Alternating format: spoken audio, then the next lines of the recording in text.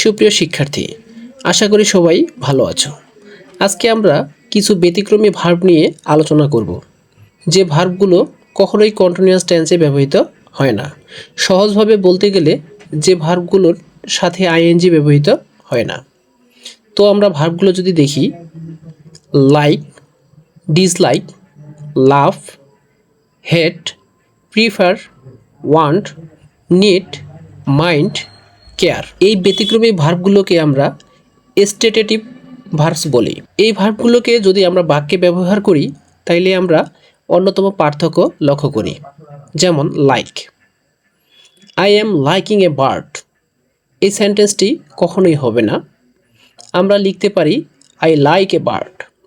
যেমন লাভ, I am loving you.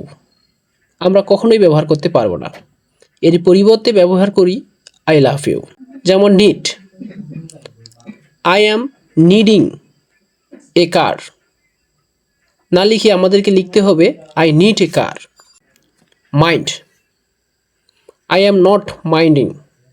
না লিখে লিখতে হবে আই ডোন্ট মাইন্ড। তো শিক্ষার্থীরা, এই ছিল আজকের আলোচনা। ধন্যবাদ সবাইকে।